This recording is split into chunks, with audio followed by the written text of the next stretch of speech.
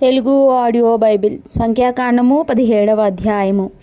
యెహోవా మోషేకు ఇలాగు సెలవిచ్చెను, నీవు ఇశ్రాయేలీయులతో మాటలాడి వారి యొద్ద నొక్కొక్క పితరుల కుటుంబమునకు ఒక్కొక్క కర్రగా, అనగా వారి ప్రధానులందరి యొద్ద వారి వారి పితరుల కుటుంబముల చొప్పున 12 కర్రలను తీసుకొని ఎవరి కర్ర మీద వారి పేరు రాయము.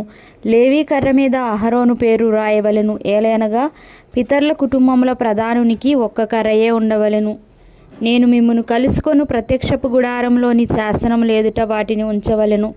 అప్పుడు నేను ఎవని ఏర్పరచుకొందునో వాని కర్ర చిగురించును. ఇశ్రాయేలీయులు మీకు విరోధముగా సనుగుచుండు సనుగులు నాకు వినబడకుండా మాన్పివేయుదును.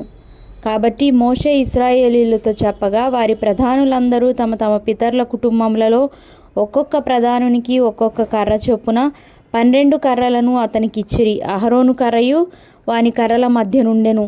మోషే వారి కర్రలను సాక్ష్యపు గుడారంలో యెహోవా సన్నిధిని ఉంచెను. మరునాడు మోషే సాక్ష్యపు గుడారంలోనికి వెళ్ళి చూడగా, లేవీ కుటుంబముదైన అహరోను కర్ర చిగిర్చి ఉండెను. అది చిగిర్చి పువ్వులు పూసి బాదము పండ్లు కలదాయెను.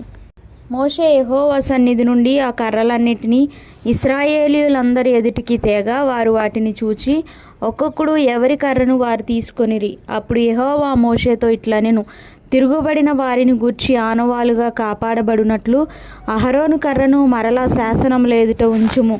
వారు చావకుండునట్లు నాకు వినబడకుండా వారి సనుగులను కేవలము అణిచి మాన్పివేసిన వాడవవుదువు. అప్పుడు యెహోవా మోషేకు ఆజ్ఞాపించినట్లు అతడు చేసెను.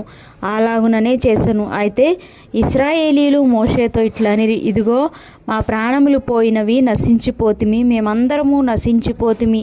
యెహోవా మందిరమునకు సమీపించు ప్రతివాడును చచ్చును. మేము అందరము చావవలసి ఉన్నదా అని పలికిరి.